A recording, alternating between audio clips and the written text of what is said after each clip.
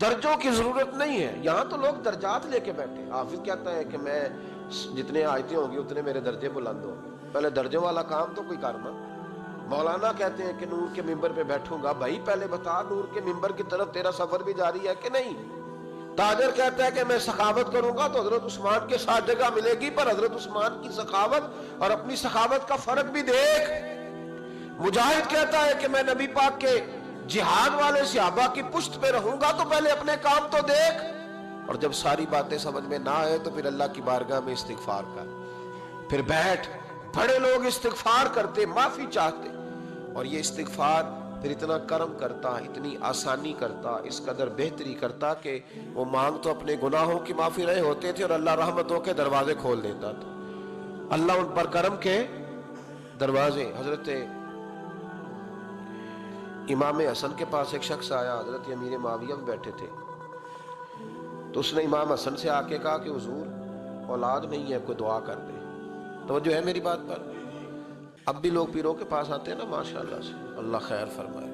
تو پیر صاحب اگر وظیفہ بتائیں تو وظیفہ چونکہ پڑھنا پڑتا ہے وہ کام مشکل ہے, لہذا تعویذ تو پیروں نے بھی اب ماشاءاللہ بڑی ترقی کر لی. انہوں نے بھی تعویذ چھپوا کے رکھ لی ہے. کون لکھے اتنے تعویذ, جو کہ ہر مرید کو تو تعویذ چاہیے. انہوں نے نا جی تعویذ پکے چھپوا لیے, کچھ نے مورے بنوا لیے. دیکھتا رہتا ہوں, میرا شعبہ ہے نا, میں دیکھتا رہتا ہوں کہ مور لگائی, اس کو باندھا, اللہ خیر کرے. اب وہ نفسیاتی معاملہ ہے, ظاہر ہے 100 بندہ تعویذ لے کے گیا ہے تو 1.5 کو تو فرق پڑے گا ہی نا بیچ میں سے.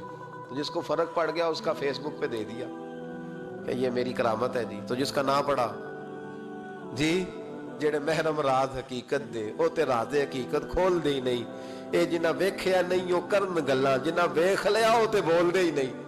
ہمارے ایک حضرت تھے تو ان کے پاس ہم بیٹھے تھے, نیک آدمی, تو تعویذ دیا تو مرید کہنے لگا حضور دوبارہ کب آؤں. کہنے لگے فرق پڑ گیا تو آ جانا, نہیں تو کہیں اور چلے جانا. اس لیے کہ شیخ عبدالعزیز دباغ رحمت اللہ علیہ کے ایک مرید نے کہیں تنقید کر دی تھوڑی سی. یہ لفظ بس نا بہت بڑے ہیں, ان کی میں تشریح نہیں کروں گا.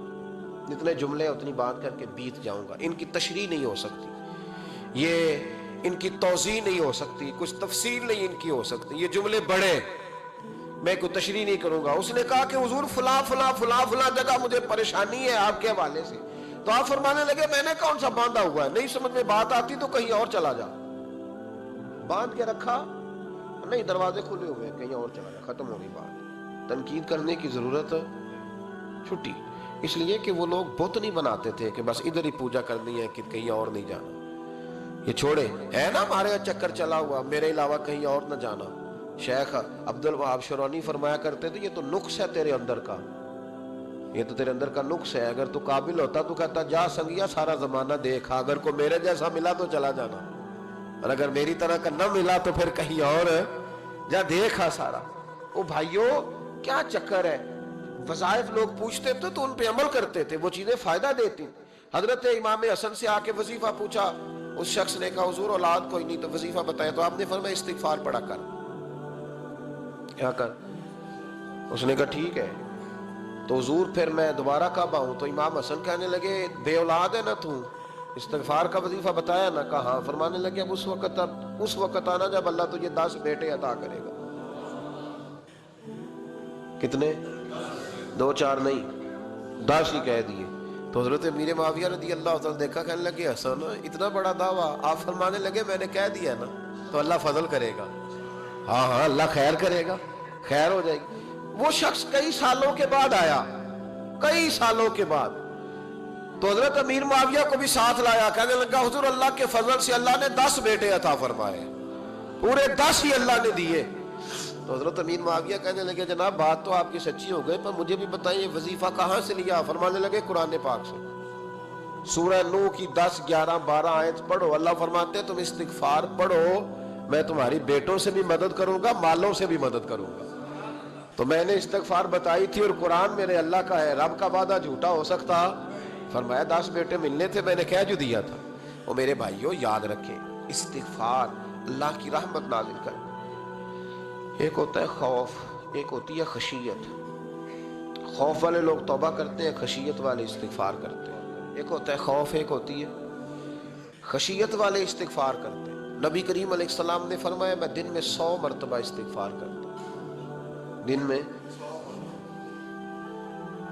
तौबा वाला कहता है कि मैं भूल गया था, मुझे माफ़ी मिल जाए, और खशियत वाला कहता है मेरा यार नाराज़ ना हो जाए, वो इस्तिगफार ही करता रहता है, वो माफ़ी। हज़रत रूमी ने मिसाल दी है, फरमाते एक औरत थी तो भीख मांगा करती थी। एक दिन बादशाह के दरवाजे पे भीख मांगने गई तो बादशाह को पसंद आ गई, उसने निकाह कर लिया। 20 कनीज़ाएं उस बीबी के पास थी खिदमत करने के लिए, रोटी देने के लिए, कपड़ा देने के लिए, लेकिन वो हर वक्त रोती रहती थी, हर वक्त रोती। एक समझदार कनीज कहने लगी कि मलका अब तेरा दर्जा बहुत बड़ा है, तू हर वक्त रोती रहती है, माफिया ही मांगती रहती है हर वक्त, कौन सी ऐसी नेमत है जो तेरे पास नहीं? तो वो कहने लगी इसलिए तो रोती हूं। क्या माना? कहने लगी इसलिए रोती हूं कि मैं इस काबिल नहीं थी जो मुझे मिल गया, कहीं मेरे सर का साईं नाराज ना हो जाए, वो कहीं बिगड़ ना जाए, मुझे पता है कि मैं क्या थी और मुझे कहां तक पहुंचा दिया। मैं रोती इसलिए हूं कि कभी कहीं वो नाराज, हजरत उमर इसलिए रोते थे कि कहीं मुस्तफा नाराज ना हो जाए, हजरत अबू बकर इसलिए तड़पते थे कि कहीं अल्लाह का फजल रूठ ना जाए। ये जो मौला अली अपने कमरे में बैठ के जोर जोर से इस्तिगफार पढ़ते, तो इसलिए नहीं कि बड़े पाप थे जिनकी माज़अल्लाह माफी मांगते थे, इसलिए कि रब रसूल कहीं नाराज ना हो। खशियत थी कि जहां हम पहुंचे हुए कहीं वहां से वापिस इस्तिगफार बंदे की अल्लाह से सुलह करा देता है, बंदे की रब से सुलह हो जाती है जब इस्तिगफार। देखे ना, बड़ी सादी सी बात है कि दो भाई नाराज हो तो बड़ा कहता है इसने मेरी बेअदबी बड़ी की, तो छोटा अगर पास आ जाए और पैर पकड़ ले कि चल यार माफ कर दे, तेरा भाई नहीं। पता क्या होता है, सिर्फ माफी नहीं मिलती, हाँ हाँ सिर्फ माफी नहीं, छोटे ने बेअदबी कर दी, बड़े को तकलीफ हुई, बात जब आगे बढ़ी ना तो बड़े ने शिकवा किया, जब लोगों ने छोटे को समझाया तो छोटा जब माफी मांगता, इधर देखो मेरी तरफ, जब छोटा माफी मांगता है ना उठ के जाता है और बड़े के पैर पकड़ता है तो निरा माफ नहीं करता, बड़ा रो भी पड़ता है, बड़ा रो भी पड़ता है। और वो कहता है कि वो मैं और तू अम्मा के पास इकट्ठे बैठते, एक बाप की मोटरसाइकिल पे इकट्ठे बैठते, तू तेरा और मेरा रिश्ता यार तूने ये क्यों, वो जो आंसू निकलते हैं ना वो दर्द होता है, वो कैफ होता है, वो सोज होता है, वो लज्जत होती है, वो प्यार होता है। रब कहता है तू माफी मांग, इन्नहु काना गफ्फारा, तू माफी मांग, मैं तुझे माफ भी करूंगा, तेरे ऊपर रहमत भी फरमाऊंगा, तेरे ऊपर करम नवाजी भी करूंगा, तुझे नवाज दूंगा, तुझे अता करूंगा। हजरत मूसा कलीमुल्लाह अलैहिस्सलाम का जमाना मुबारक था, कहत पड़ गया, बारिश नहीं होती। हम लोग ना अब तो खैर हमारे पाकिस्तान में तो टेबल टॉक होती है, टॉक शो होते हैं, हमारे यहाँ तो पता किया जाता है कि बारिश हो क्यों नहीं रही, और उस पर यह होता है कि धुआं बड़ा चढ़ गया है, हालात बड़े ख़राब हैं, फलां ऐसे हो गया, कहत का हम तो असबाब तलाश करते रहते हैं ना, नहीं फोक बहुत ज़्यादा है, फलां चीज़ ऐसे है, फलां चीज़ ऐसे, हम तो ये तलाश करते रहते हैं। वो लोग यूँ नहीं करते थे, वो सीधे जाके मुसल्लों पे बैठते थे, इसलिए कि वो कहते थे जब रब चाहता है तो फिर कोई चीज़ किसी चीज़ को रोक सकती, वो सीधे मुसल्ले पे बैठते। आला हजरत फाजिल बरेलवी रहमतुल्लाह अलैह के पास एक मौलाना मोहम्मद हुसैन आए, वो फल्कियात के बड़े माहिर थे, तो आला हजरत ने फरमाया जरा सितारों का हिसाब लगा के दिखाओ बारिश का, वो कहने लगा पूरा महीना तो नहीं होगी। तो आला हजरत रहमतुल्लाह अलैह फरमाने लगे कहो कि मेरा इल्म कहता है महीना नहीं होगी, अल्लाह चाहे तो अभी हो सकती है। कहने लगा जी वो तो ठीक है पर मेरा इल्म, वो जैसे रोज लोगों ने पीर नेटू शहनशाह साहब नहीं खोले होते कि बारिश कब आएगी, और इसकी तरफ ना देख, मुसल्ले पे बैठ, मेहरबानी कर मुसल्ले पे बैठ, अल्लाह की बारगाह में हाजिर हो, उससे माफी मांग, उसे मना ताकि वो रहमत की बारिश। कहने लगा जी मेरा इल्म कहता है। तो आला हज़रत फरमाने लगे फिर वही बात, तू कह अल्लाह चाहे तो बारिश अभी, लेकिन ये जो अड़ गए हैं ना बेचारे, ये अड़ ही गए हैं, ये जहां उलझ गए हैं वहां ये लोग उलझ गए, अल्लाह हमें उलझने से महफूज फरमाए। तो आला हजरत उठे तो फरमाया टाइम क्या हुआ है घड़ी पे? कहने लगा जी 12। तो आला हजरत ने घड़ी घुमाई, अब क्या बज गया? कहने लगा 4 बज गए। फरमाने लगे बज गए ना 4? कहने लगा जी आपने घड़ी घुमा जो दी है। फरमाने लगे अल्लाह भी जब चाहे तो सितारे घुमा देता है, अल्लाह भी सितारे घुमा देता है बारिश। कहने लगा जी वो तो ठीक है पर महीना नहीं हो सकती। अड़ा हुआ बंदा, उसका कोई इलाज है जो अड़ जो जाए, اس کے لیے قرآن کہتا ہے وَإِذَا خَاطَبَهُمُ الْجَاهِلُونَ قَالُوا سَلَامًا، اسے سلوٹ کرو دور سے، اسے کہو تو جان اور تیرا، کہنے لگا جی ہو نہیں سکتی پورا مہینہ، فرمانے لگے یار تو جا اپنا کام کر۔ وہ شخص کہتا ہے میں نے دروازہ کھولا اعلیٰ حضرت کا، کمرے سے باہر نکلا تو تیز بارش ہو رہی، واپس آیا تو میں نے کہا احمد رضا یہ عقیدہ کہاں سے لیا ہے؟ فرمایا دروازہ مصطفیٰ سے لیا ہے صلی اللہ علیہ وسلم۔ تو یاد رکھیں کہ اللہ کو منانا چاہیے، استغفار کرنا چاہیے، اس کی برکات۔ حضرت موسیٰ ساری قوم کو لے کے نکل گئے، آؤ بھائی میدان میں اللہ کی بارگاہ میں استغفار کریں اور بارش کا سوال کریں، بارش مانگے۔ جب باہر نکلے دیر تک دعائیں ہوتی رہیں تو حضرت موسیٰ علیہ السلام کو رب کریم نے وحی فرمائی کہ موسیٰ آپ کی قوم میں نے ایک شخص ہے جس کو 40 سال ہو گئے نافرمانی کرتے، اس نے رب سے صلح نہیں کی۔ کتنے لوگ ہیں؟ ایک، اور 40 سال سے وہ نافرمان ہے، اس کو مجمع سے نکال دو بارش ہو جائے گی۔ اگر ایک گناہگار کی وجہ سے بارش رک جاتی ہے اور جہاں دروازے کھلے ہوئے ہوں، جہاں تنہائیاں خوفناک ہوں، اور جہاں تباہی اتری ہوئی ہو، اور جہاں لوگ کروڑوں روپیہ مال ہڑپ کر گئے ہوں، اور جہاں علماء کو ہتھ کڑیاں لگا کے ٹھنڈی زمینوں پہ لٹا دیا جائے اور قوم کہہ رہی ہو اچھا ہوا اچھا ہوا، اور لوگ پھبتیاں اڑا رہے ہوں، مذاق کر رہے ہوں، تو پھر اس قوم پہ کس طرح کر کے فضل الہی۔ اور یہ مولوی کا معاملہ نہیں، یہ تو ممبر رسول کا معاملہ ہے۔ میرے مصطفیٰ نے یہ نہیں کہا پیر میرا وارث ہے، حضور نے فرمایا عالم میرے دین کے وارث ہے۔ ہاں حضور نے فرمایا جس نے عالم کے چہرے کا دیدار کیا سمجھے میں نے اپنے نبی کی زیارت کی ہے۔ لیکن یہاں تو خیر یہ عنوان نہیں، ورنہ میں اس پر جاتا۔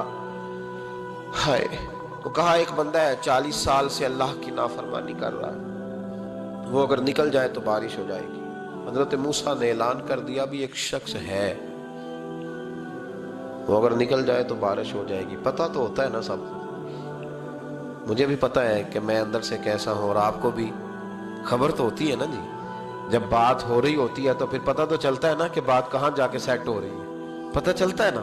اسے بھی چل گیا پتہ، اب اندر ہی اندر رونے لگا۔ اور دیکھو امام رازی اور امام غزالی دونوں نے لکھا ہے کہ اس درد سے رویا، اس درد سے کہ ادھر والے کو بھی پتہ نہ چل جائے، مجمع کے اندر کھڑا ہے اور ادھر والے کو بھی استغفار، دیکھو ادھر والے کو پتہ نہ چل جائے اور ادھر والے کو بھی کہیں ہجوم میں غم میں بھی توہین نے ضبط غم نہ ہوئی۔ ہم اس احتیاط سے روئے کہ آنکھ نم نہ ہوئی، ہجوم میں غم میں بھی توہین نے ضبط غم نہ ہوئی۔ ہم اس احتیاط سے روئے کہ آنکھ نم نہ ہوئی، روئے بھی پر کسی کو آنسو نہیں دیکھنے دیے۔ اب اس درد سے کہتا ہے اللہ تو تو معاف کرنے والا ہے نا، تو تو معاف کرتا ہے، پردہ پوشی کرتا ہے، اور مالک اگر لوگوں کو پتہ چل گیا تو میرے تو بچوں کا بھی جینا حرام کر دے گا، یا اللہ میری تو آنے والی نسل بھی تڑپ کے وقت گزارے گی۔ مالک تو معاف کر دیا کرتا ہے، لوگ نہیں معاف کرتے، اے اللہ یہ میری خوبیاں بھول جائیں گے، میری خامیوں پر بات، مالک میں یہ ذلت نہیں برداشت کر سکتا، فضل فرما۔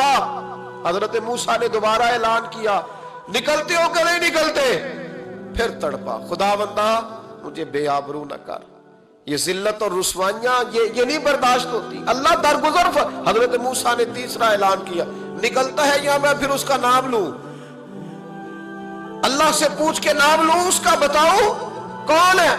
اب تو تڑپ گیا، کہنے لگا مالک میں تیری بارگاہ میں استغفار کرتا ہوں، آئندہ نہیں کرتا، آئندہ نہیں کرتا۔ یہ لفظ ادا کیے، بندہ کوئی بھی نہیں نکلا، رب کریم نے بارش عطا کر دی، تیز بارش جب برسی نا، تیز بارش، لوگ تو مین دیکھ کے دوڑ گئے۔ تو حضرت موسیٰ کہنے لگا یا اللہ مجھے بھی تو بتا، تو نے کہا تھا کہ جب تک بندہ نہیں نکلتا بارش نہیں ہوگی، تو نکلا کوئی بھی نہیں، بارش ہو گئی، ماجرا کیا ہے؟